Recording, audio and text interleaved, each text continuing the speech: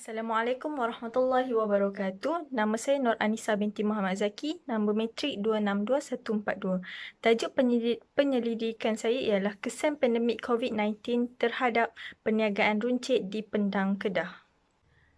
Pada tahun 2020, seluruh dunia dikejutkan dengan satu wabak yang amat berbahaya dan mampu membunuh beribuan juta manusia, iaitu penularan wabak pandemik COVID-19. Di negara Malaysia juga terkena dengan penularan wabak COVID-19. Untuk membendung masalah tersebut, kerajaan Malaysia telah mengadakan Perintah Kawalan Pergerakan iaitu PKP untuk membendung masalah penularan tersebut. Disebabkan PKP tersebut, ramai penduduk dan rakyat yang terjejas, terutama sekali bagi mereka yang bekerja sendiri dan usahawan. Ramai usahawan dan peniaga-peniaga kecil, terutama peniaga runcit, terpaksa menutup operasi dan memberhentikan operasi mereka kerana tidak dapat menampung kos tetap. Latar belakang kajian ini, pengkaji hendak mengkaji dari segi dua aspek, iaitu aspek ekonomi dan juga sosial. Dari segi aspek ekonomi, pengkaji hendak mengkaji dari segi permintaan daripada pengguna, penawaran daripada pihak penjual iaitu perniagaan runcit, dan dari segi sosial pula pengkaji hendak mengkaji dari segi perasaan dan juga fizikal dan mental perniagaan runcit itu sendiri. Penyataan masalah. Beberapa sektor perniagaan harus memberhentikan seketika operasi perniagaan disebabkan tempoh Perintah Kawalan Pergerakan PKP yang disusuli pula dengan Perintah Kawalan Pergerakan Bersyarat iaitu PKPB. Sepanjang tempoh PKP dan PKPB, terdapat pelbagai cabaran yang dihadapi oleh peniaga runcit. Tingkat ekonomi negara semakin menurun disebabkan oleh salah satu faktornya iaitu sektor perniagaan menurun. Kajian ini cuba mendapatkan maklumat profil demografi, penyesuaian dan perubahan yang dilakukan oleh perniagaan runcit apabila berhadapan dengan norma baharu. Terdapat 3 persoalan kajian, iaitu yang pertama, apakah cabaran yang dihadapi oleh perniagaan runcit? Yang kedua, bagaimanakah trend perniagaan runcit di Pendang, Kedah? Yang ketiga, iaitu yang terakhir, apakah penyesuaian atau perubahan yang dibuat oleh perniagaan runcit di Pendang, Kedah yang bersesuaian dengan norma baharu? Objektif kajian. Terdapat 2 jenis objektif kajian, iaitu objektif umum dan juga objektif khusus. Objektif umum, secara keseluruhannya, pengkaji ingin mengkaji untuk melihat kesan pandemik COVID-19 terhadap perniagaan runcit di Pendang, Kedah. Untuk objektif khusus pula terdapat 3 jenis, iaitu untuk mengkaji cabaran-cabaran yang dihadapi oleh perniagaan runcit. Yang kedua, untuk mengkaji trend perniagaan runcit di Pendang, Kedah. Yang ketiga, untuk mengkaji penyesuaian dan perubahan norma baharu perniagaan runcit di Pendang, Kedah. Kepentingan kajian merupakan elemen penting dalam objektif khusus. Kajian ini adalah untuk meningkatkan pendedahan kepada perniagaan runcit tentang corak perubahan perniagaan runcit terkini berbanding sebelum pandemik COVID-19. Akhir sekali, kajian ini adalah untuk mengetahui penyesuaian dan perubahan yang dilaksanakan oleh perniagaan runcit terhadap peraturan kerja dan premis kedai mengikut norma baharu. Kesimpulan bagi bab 1, kajian bab 1 membincangkan elemen-elemen terpenting seperti pendahuluan, latar belakang kajian, penyataan masalah, persoalan kajian dan kepentingan kajian. Seterusnya, bab 2 untuk menerangkan dengan lebih lanjut mengenai kajian lepas yang telah dilaksanakan oleh pengkaji-pengkaji lain untuk dikaitkan dengan penyelidikan pengkaji. Pertama sekali, sorotan karya. Konsep kajian.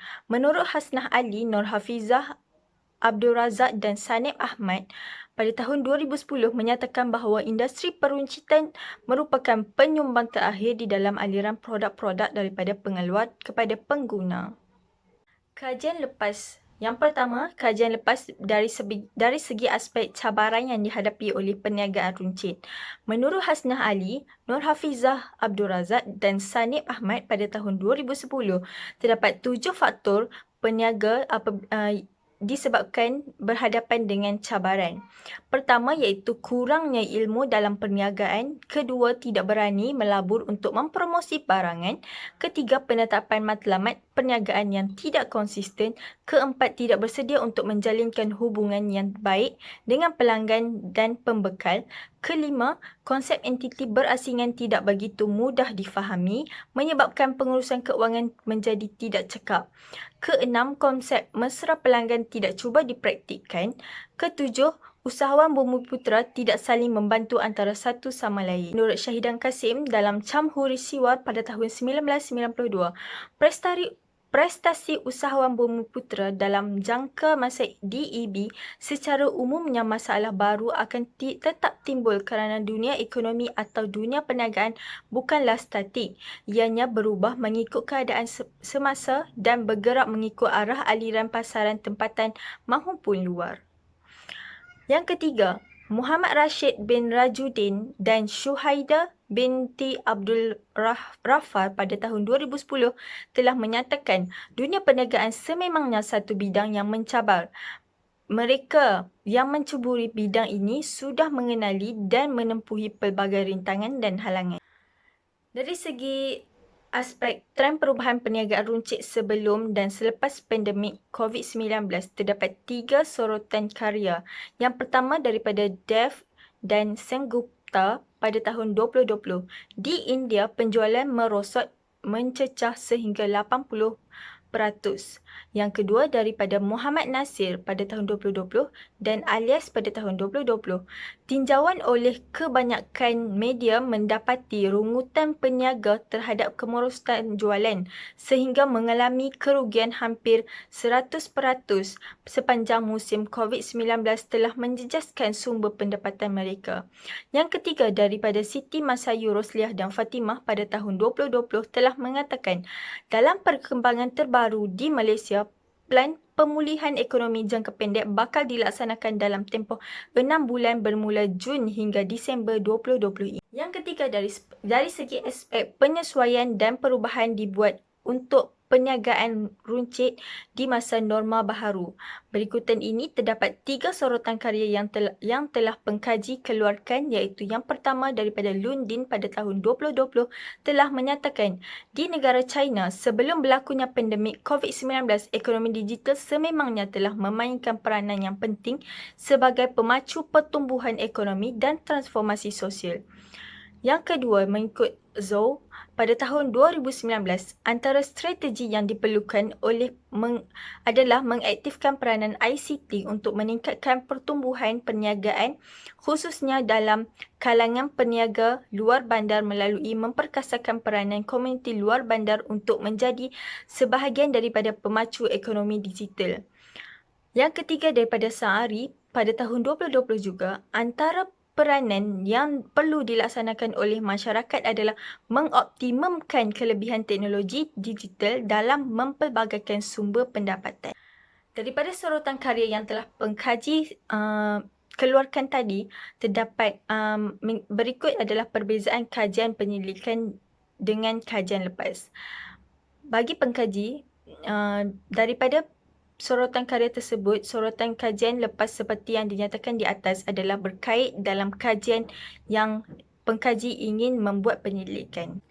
Kesimpulan bagi bab 2, dalam bab 2 ini, pengkaji meninjau kajian-kajian lepas untuk menjadikan sebagai panduan dan kesinambungan idea bagi meneruskan kajian dalam yang sedang dilakukan.